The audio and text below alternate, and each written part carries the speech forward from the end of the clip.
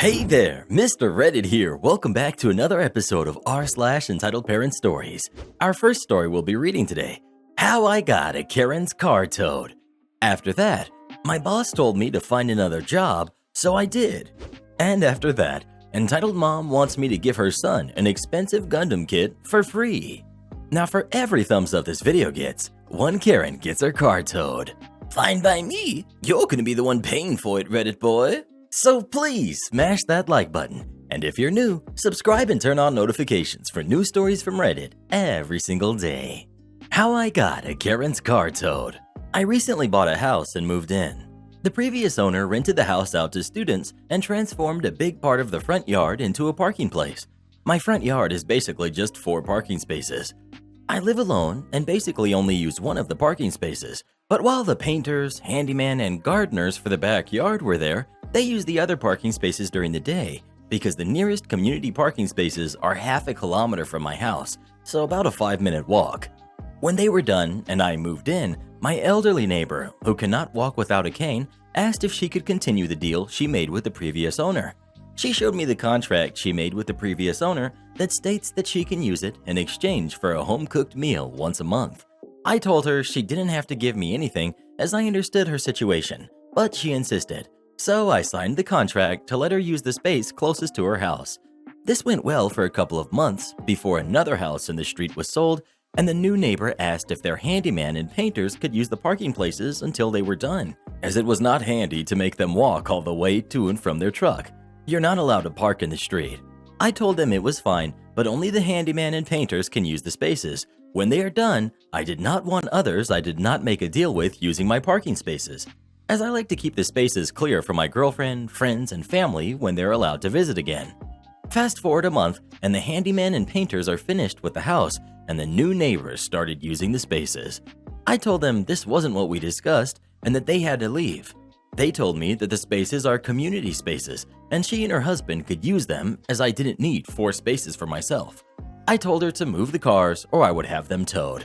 They moved their cars and didn't use the spaces anymore for a week. As soon as she parked her car there again, I immediately called a tow company, and half an hour later, her car got towed. The next day, she came up to me, asking me where her car went. I told her I had it towed because she parked in my front yard. My friend tells me I'm being a petty jerk for having her car towed, and I should apologize. My girlfriend tells me I did the right thing, as they would have probably claimed my entire front yard as their personal parking places if I didn't make a point out of it. So, am I the jerk here? Well, what do you think? Is OP the jerk or is his neighbor? Please let us know. You did the right thing, OP. You give a carrot an inch, she'll take a mile. Ask Reddit boy over here. My boss told me to find another job, so I did. Earlier today, I was reading a story about a crappy manager that bullied someone into quitting their job. I decided to share a similar experience. Back when I was still working in HR, I got a great job offer. This was a publicly funded company with huge cultural impact. Really the definition of an institution. Everyone who learned I worked there couldn't help but to feel slightly amazed at the discovery. Some people even rudely implying I had friends in the right places. Never mind, I was a recently graduated, clueless young man with nothing to my name. That was my first real job too, not counting internships or smaller summer jobs. As such, I really tried my best to be helpful and kind to everyone on my first year there, and maybe that's why I became a target. After I secured a permanent contract with them, with incredibly crappy pay and no benefits at all, I might add, one particular coworker got pretty salty about my position in the office, although for all intents and purposes, I was still beneath pretty much everyone else there. This culminated in getting a call from this person, 30 minutes after I had left work, asking about a pile of papers she couldn't find.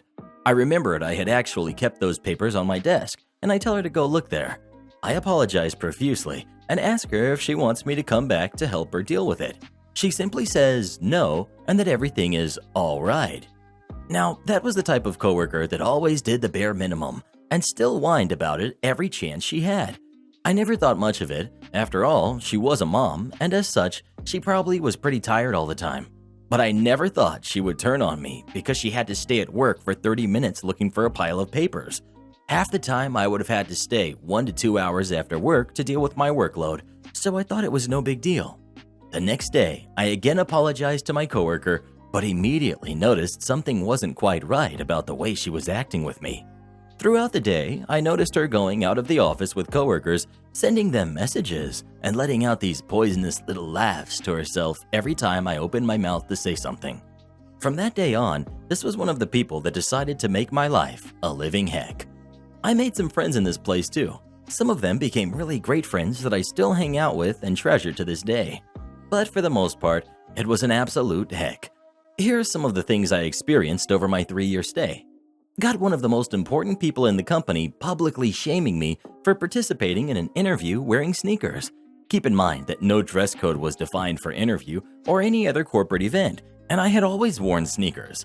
A sadistic manager who, on good days, would talk crap about everyone she had to work with, and on bad days, would downright bully me in front of other coworkers. A coworker who would often raise rumors about me based on nothing, the same who turned on me because of 30 extra minutes on the job. A coworker who, for no good reason, sprayed me and my friends with a fire extinguisher, and HR who refused to do anything about it, etc. I don't pretend that I was the perfect worker. I mean, it was my first job. I made a ton of mistakes, and I probably upset a lot of people.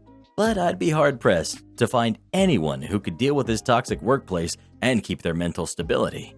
All of this pushed me to a point of near nervous breakdown, and one day, I just couldn't take it anymore. It was a day just as any other. At some point after lunch, I came back into the office to find my coworker sitting at her desk all by herself. Weird, I thought. She usually came back from lunch way after I did. Obviously sulking, she acknowledges my presence by immediately accusing me of hiding papers to prevent her from doing her job. Keep in mind, it's been almost 3 years since she called me after work hours and our relationship soured.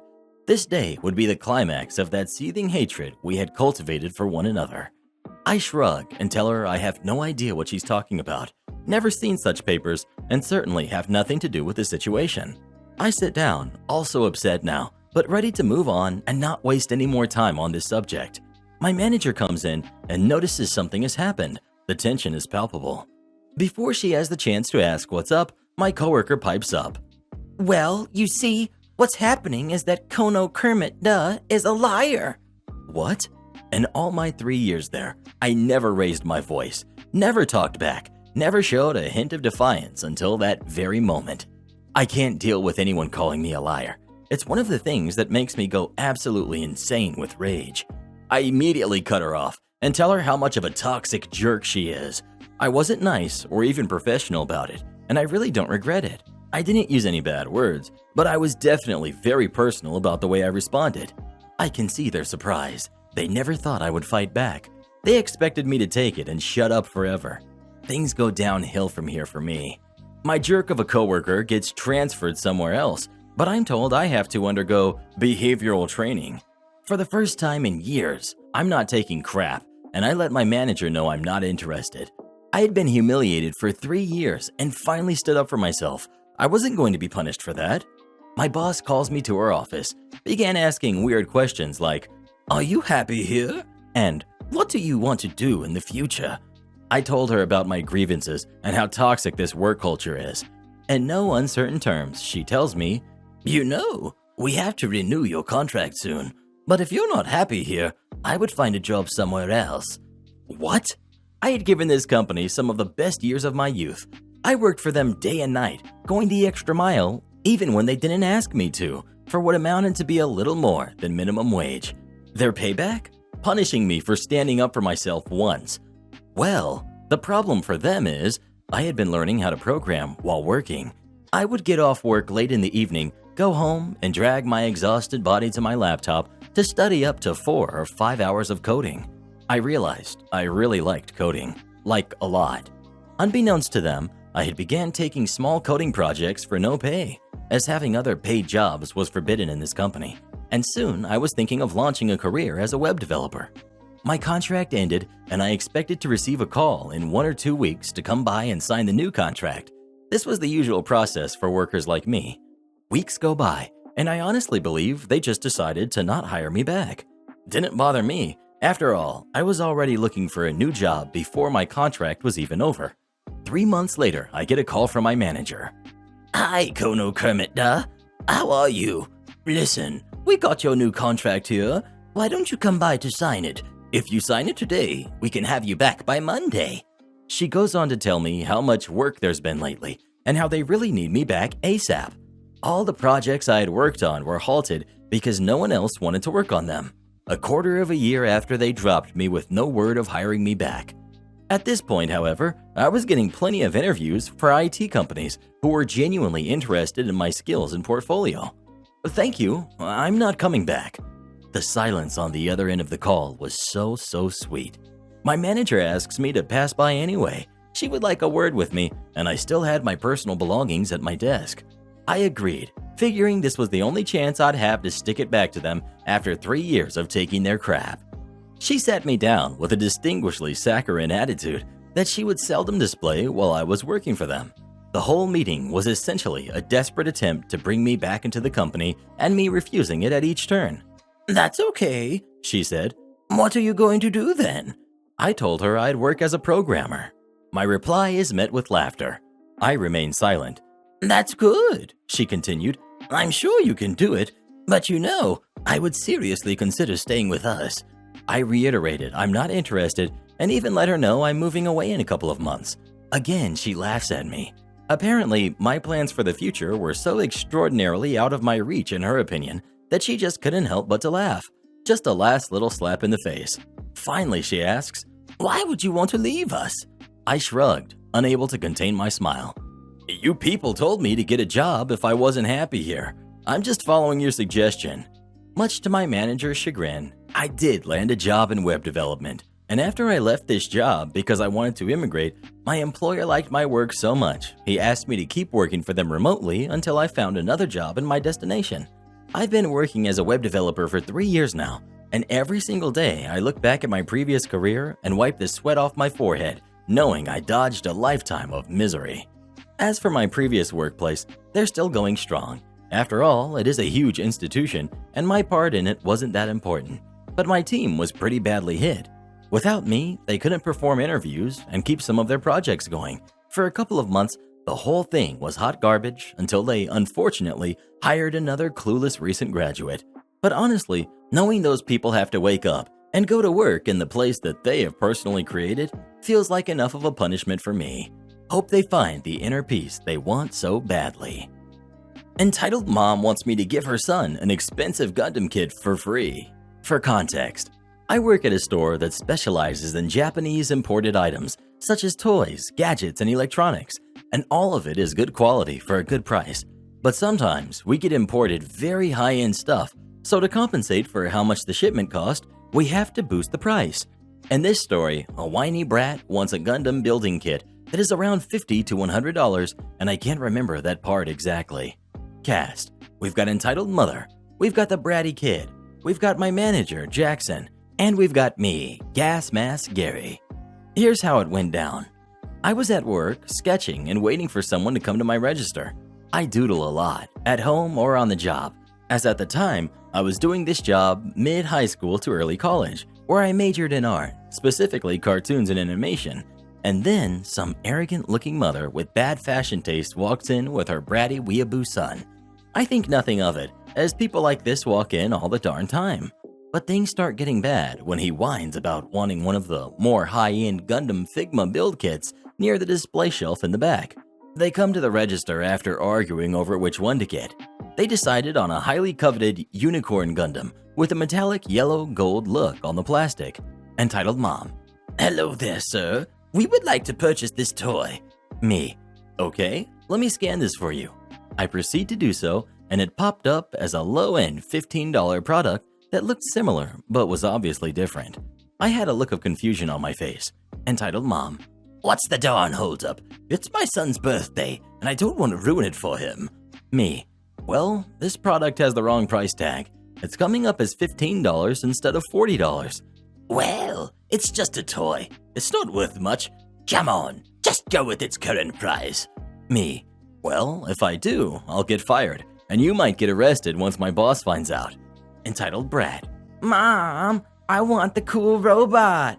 "Shut up, sweetie. Mommy's talking to the big greedy man here." At this point, you could see how upset I was. See, what I did was I went to the shelf it was on and scanned the other box of the same kit And what do you know? It was $40. So I told her and she flipped. She calls me some names that I definitely can't type out here. Entitled Mom with boiling blood. You jerk! You are ruining my little boy's special day. I just wanted to buy him a cool toy that he actually wants. I just sat on my chair while she yelled at me, cranked up my tunes on my Bluetooth earbuds, and didn't listen. I wasn't going to take crap from her. Eventually, she left me alone and went back to the shelves. Minutes later, she leaves, but the alarm goes off. These stupid people tried to shoplift and got caught. They had taken the Gundam kit and were taken in by the cops. I don't know the rest because I wasn't there, but I haven't seen them since, so maybe they were banned. Speaking of Gundam, have you ever built any collectible items? If so, what kind? Please let us know. Legos all day, bruh. Am I the jerk for telling my sister's friends she inherited her house when she says she bought it? My dad passed too young. He was only 65, never got to enjoy retirement. Doctor said stress heart attack. He was bedridden, passed a week later. That was 6 years ago. I was 30 and well into my IT career. He knew he was dying. Asked me if I needed anything material. I said no, I just want him to live. He couldn't give me that. My mom felt the same, didn't want to live alone, so she lives with her sister, also widowed. My sister was 34, divorced, 2 kids, struggling with money. Dad left her his house and, with Mom's blessing, most of his money. He gave me a generous sum for my future family, enough to my mom for the rest of her life. Sister asked me how to invest. I advised her. Now she coasts off her interest. She blogs, identifies as a writer. She tells her tween kids about how she worked and saved for her house. I get that you want to make your kids value working hard, but when she says that stuff around me, I cringe. I'm not going to embarrass her in front of her own kids though. She asked me to design her website. She's my sister, so of course I said I'd do it. On her About Me, she lists herself as a writer who raised 2 kids on her own. True. Who is business savvy and bought a huge house in a tough market. No mention that our parents spent decades paying for it. I say, sis, this is mom and dad's house and they paid for it. But she just goes, la la la la la la, I'm not hearing you talk. I'm thinking, whatever. I now have my own family, wife and a son who's 2 to worry about. One day, my sister throws a party to celebrate a self-published book about recipes. She invites me and my family and lots of her friends. So we're having a good time talking about this and that. Some of her friends talk to me and they tell me how amazing my sister is. No problem there. They say how she's a genius for balancing 2 kids and saving up to buy her huge house. Apparently, she had been parlaying the fact that our dad has passed to say my mom is also a single mom. All I say is, well, I grew up in this house too. My mom and dad bought it. He passed and my mom agreed with my dad to leave it to her. My mom lives with her sister upstate.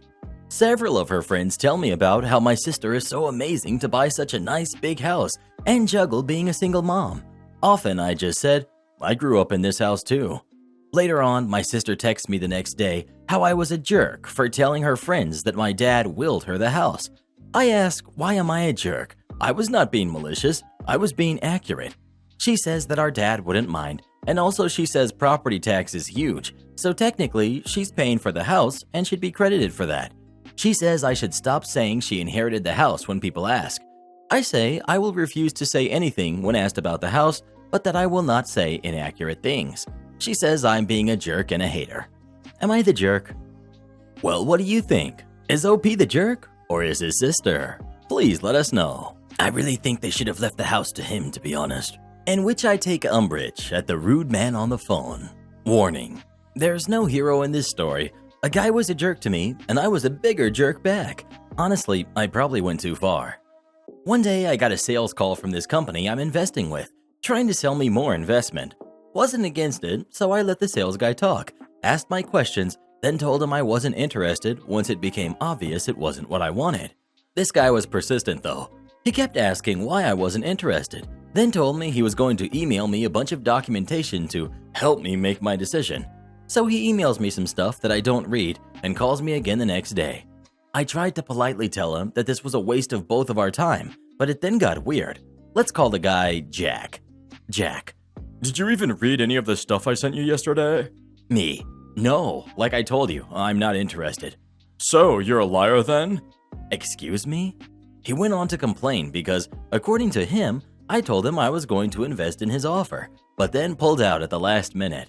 I told him I didn't say anything of the sort. I simply let him make his pitch, then told him I wasn't interested. Just because he pushes and follows up against my will doesn't magically change any of this. Secondly, this call is crazy unprofessional. How are you going to survive in sales if you start yelling at everyone who says no to you? The guy gets really heated at this point. I think my guy was holding in some serious frustration because he unloaded a bunch of insults on me in a wildly disproportionate way. In response, I start needling and insult him back, infuriating him further, culminating in him reading my address over the phone to intimidate me and making threats about how he's going to come get me. It wasn't my address, it was my office address, but the intent was there. I was upset after this, and not being able to let it go, I weighed my options. Sending in a complaint was the easiest option and would almost certainly have led to him getting punished for it, but it was also way too formal and impersonal. For the sake of my ego, I needed the satisfaction of actually delivering a personal blow. So, knowing what offices and sales teams are like, I decided to embarrass him. I run my own business, and we send a lot of cold emails. As such, I have access to a bunch of tools and processes to gather email addresses from a given business domain. I get to work, find about 60 company emails, and bulk send the following email to everyone on this list except for Jack. Hi there, I'm trying to reach Jack in sales. Please forward this to him if you know him, as I don't have his email. Hi Jack, just following up on our phone call from earlier today. The one where you called me all those names because I didn't want to give you money. Then read out my address over the phone and threatened to hurt me. I know it's frustrating when you don't make a sale, but whining about it and insulting the lead isn't going to help you. Here's a YouTube link where I uploaded a recording of your rant for your convenience. Link. I thought maybe you can go through it and learn how to control your emotions better in the future. Thanks. Note, please don't read this or view the link if you're not Jack in sales. I timed the email to hit everyone's inbox around 8 a.m. This way it would be at the top of everyone's inbox as they started their day, and there wouldn't be any time for anyone higher up to become aware of the email and wipe it from everyone's inboxes before it's seen, just in case that was a possibility. Over the next 24 hours, I got a bunch of emails from random people asking if the recording is real. A couple from people saying they can't believe he said that stuff. Another threat from Jack, and an urgent message from my regular account manager asking if I can please set up a time for a call to discuss my recent experience. Also, the YouTube upload had almost 100 views. And that is why you always record your phone calls. I guess I'm the Pokemon master now? This happened back when I was a kid. I, 16 female, and my brother, 13 male, have been crazy into Pokemon since it came out. We basically grew up with it. Back then, Toys R Us used to host official Nintendo-sponsored Pokemon League events each Saturday morning from 9 a.m. to noon, and we always went. My brother and I even started showing up early to help the organizer, a designated Toys R Us employee, and setting up. Let's call him Mario. It was easy. Go into the back employee-only room, grab tables, chairs, pens, promo cards to pass out, badges to award, and new badge books for the newcomers. Now, Mario didn't know anything about Pokemon, but my brother and I were super used to the league from when we attended at card shops, so we let him know what was what when he didn't know what to do. He quickly just pushed more and more of these tasks onto me.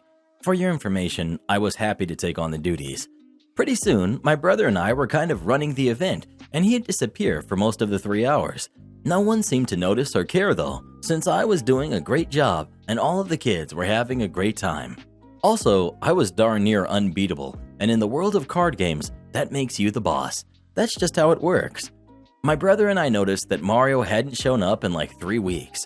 Not that we really cared. We just went into the back room by ourselves, carried the tables and chairs out, passed out the promo cards to each attendee, stamped their badge books, presided over matches, gave awards, etc. Then at noon cleaned up, took the tables and chairs back, neatly stacked and hung around until our mom came to pick us up. So on the 3rd week after noticing that Mario hadn't shown up, another employee, let's call him Rex, finds my brother and me as we're putting stuff away and asks, "Are you the ones that have been running the Pokemon thing the last few weeks?" "Yes," we answer, and you can visibly see a look of, "Oh no," on his face, like he wasn't sure what to do now. So he stands there thinking for a bit and then asks, "How old are you?" 15, I answer. Okay, don't go anywhere. He leaves and comes back and gets basic info from me, like name, address, etc. Bless my naive little heart, I answer everything. Then we leave. Next Saturday, business as usual. The following Saturday, Rex shows up after we get done putting away all of the stuff and hands me an envelope. Inside is a paycheck for like $130. It was back pay for all of the hours I had worked. Turns out Rex was the manager and he'd been getting so many compliments from the parents about their employee that runs the Pokemon League that he had been trying to find that employee for weeks, but all his employees kept saying, "It's not me." Apparently, it was a complete mystery to everyone how the tables and chairs were being put out and being put back and who was actually running the event. Remember, my brother and I were just another pair of kids in a crowd of over 25, ages 6 to 30 of random players. As far as the Toys R Us staff was concerned, it was a ghost running the events. And that's how I accidentally got my first job, because parents just assumed I worked there and the manager ran with it. Oh, as for Mario, I never found out what happened to him, but I never saw him again. And also, to this day, I'm 38, I still have it in my resume that my first job was as a Pokemon master. Strange thing is, not a single employee has ever questioned it, and I've gotten some pretty high-level jobs. Speaking of Pokemon, who's your favorite Pokemon of all time? Please let us know. Reshiram for the win. I want to keep my checks. This happened a couple of times over many years. After I had scanned her 1,000 items and hit total, then she decides to start digging in her purse to find her checkbook, and after a few minutes finds it and then started to slowly fill it out. Of course, a line has built and people looked like their life was slowly draining out of them. I felt it too. I ran the check through the register. It scanned it or whatever, then put it in the bottom of the cash drawer. I hand her the receipt, then she held her hand back out. I'm not entirely sure why, because I wanted her to go, not give me a high five. She just ahemed at me and said, "Where is my check?" I look at her confused. In the drawer, where I just put it after the transaction. "I want my check back," she yelled. "Ma'am, we have to keep the check in to deposit in the bank, in case there are any transaction errors." She was shaking her head no the entire time. "No, I have to get it back, otherwise somebody could steal my identity." I tried to assure her that from the register we put it in the safe at night, then in the morning, and then the armed guards take it to the bank for deposit. She would not accept it and said that if she could not get it back, then she would return her purchase and get it back to buy things elsewhere. This must have been a power play for her, but she messed up. You see, I was on my last week at that job and was ready to stop giving a hoot. I asked for her receipt, which I got, pulled up her transaction, and hit void previous transaction. I grabbed her check, the receipt, and the void receipt and handed it to her. There, I have voided the transaction and returned your check. Good luck at the next store. I then started removing her items from the bags and making a stack beside me on the floor. She looked dumbfounded, jaw dropped. "No, I purchased those. Those are mine." I kindly, with the most customer service voice I could muster, replied, "You told me that if you could not have your check back, you would buy things elsewhere.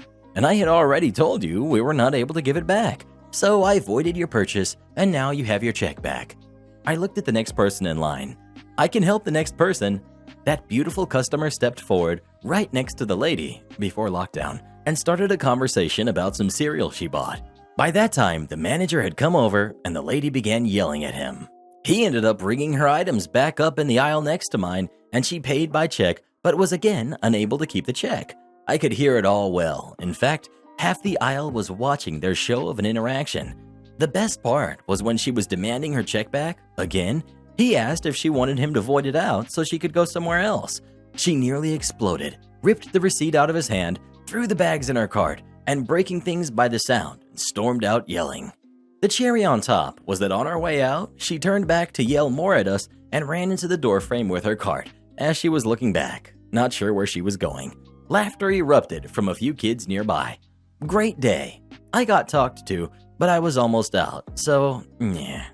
Mortgage lender told me, "Don't sign it then." He personally lost $9,000 and lost $20,000 for his company. I'm currently trying to buy a house and was given the loan agreement with the fee sheet and all of that. They were overpriced by around $6,000 more than all of their competitors. I originally was dealing with one guy who was nice, Then turns out he's not the one that does the loans. It's another guy who is the biggest jerk. I didn't like him from the first time I spoke to him because he asked for a number to call for my employment. And I said, who are you going to call? So I can give him that number. And he tells me, Whoever picks up the phone. yeah, no duh. Anyways, he wants me to pay him $9,000 cash and a lending fee up front. Most places add it onto your loan, so you pay it over the life of the loan, and it only adds about $20 to your monthly payment, which makes a lot more sense than having to pay this one guy $9,000 cash plus another $11,000 to his company for paperwork and stuff. I called him about the fees, and that wasn't even the one I was questioning. I was questioning a $200 credit report. They're usually around $30, at most $80.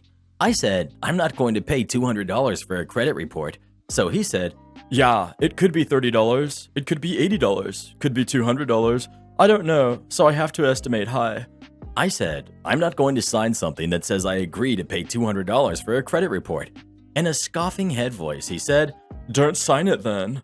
Obviously, I'm not signing it, and that's why I'm calling you, because if I don't sign it, we can't do the loan. So I just said okay, and we got off the phone. I immediately start getting calls from the owner of the place, who was the original one I had dealt with, saying, OMG, what happened? I was next to him and I heard the whole thing. No, he didn't mean it like that. And I hear him in the background trying to explain himself. Anyways, I got another guy to do it within minutes of getting off the phone with them. He is wonderful and sweet and nothing like that. And I love that I don't have to pay him $9,000 up front, so my total costs will be less than half of the other people. And he's so nice.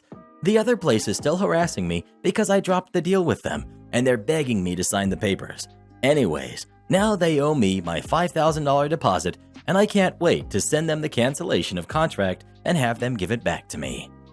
You're not gonna believe what happens in this video, so please come watch it next and we'll see you when you get there. And join as a channel member today and we'll give you a special shout out in our next video. And to have us make any kind of video you'd like us to, head over to our Fiverr, link pinned in the comments below.